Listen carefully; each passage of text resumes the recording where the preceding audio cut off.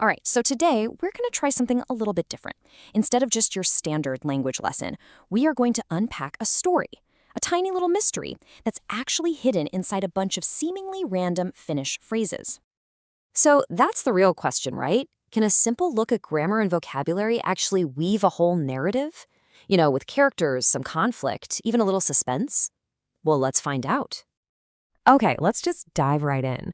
Our story kicks off with our very first character, and the way she's described is, well, it's a bit peculiar.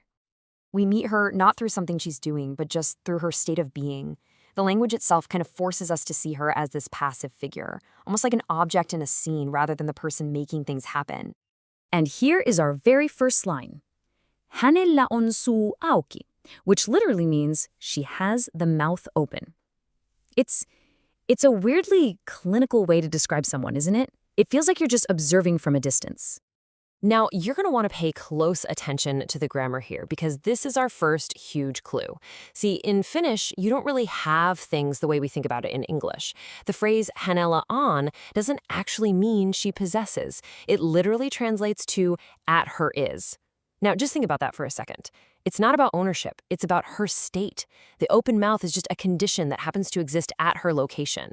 This tiny little grammatical detail is absolutely crucial. It's what gives the story that detached, observational feel right from the get-go. The next clue throws in a layer of emotion, but it's set against this backdrop of just complete emptiness. And it's this contrast that really starts to build the mystery here. Hän on tyytyväinen. She is content. So, okay, her mouth is open, she's in this totally passive state, and yet she's satisfied. But is she?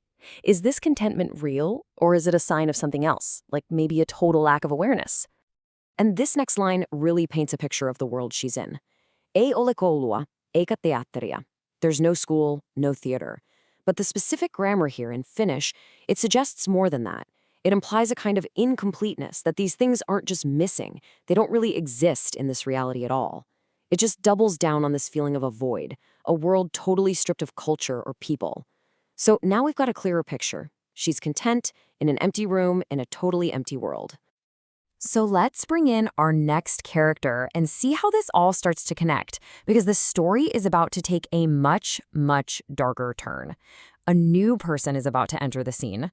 We're introduced to a he, and unlike the woman, he's defined by his relationships and his actions, and specifically, his threatening actions. Here's our first piece of intel on him. Hän asui Juaniton kanssa. He lived with Juanito. Now, who's Juanito? We have no idea. But what this does is it establishes a history, a past that exists somewhere outside of this empty room. And then, bam! The whole tone just shifts completely. Hän halusi lyödä minua. He wanted to hit me. Did you catch that? The narrator is no longer some detached observer. Suddenly, the narrator is me, the person who's the target of this violence. The threat is now personal, and it feels incredibly immediate. So, this is the crucial point. This direct threat forces a reaction. That passive observation, it's over. Now, action is required. Yeah, the introduction of violence just changes everything.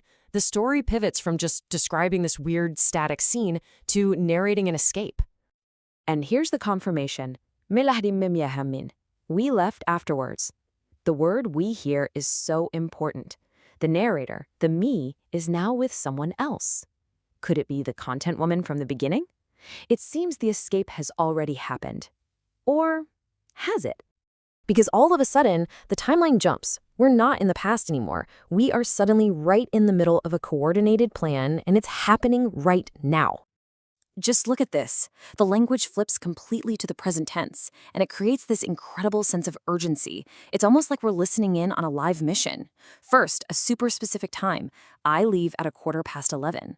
Then, a confirmation. My friends are ready. And finally, the trigger. They leave now. This isn't a memory anymore. This is a plan unfolding in real time.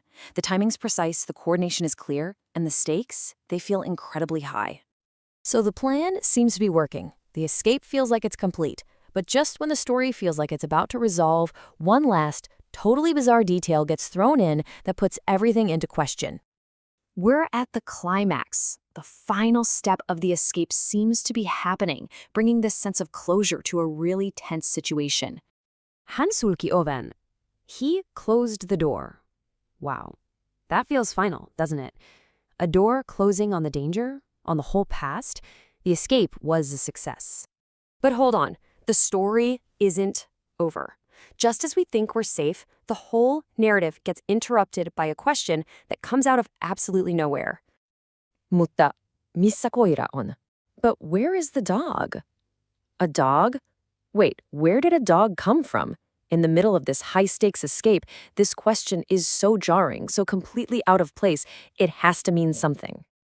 And the answer is somehow even more cryptic. Se on tuo, punainen. It is that one, the red one. The red dog. What on earth is the significance of a red dog? Is it a code word? A distraction? Is it some forgotten detail that's about to unravel this whole thing? And that's it. That's where the lesson ends. It just leaves us hanging with this woman in an empty room, a violent man, a tense escape, and this mysterious red dog. The language itself gave us all the clues. So I guess the real question for you is, what do you think happens next?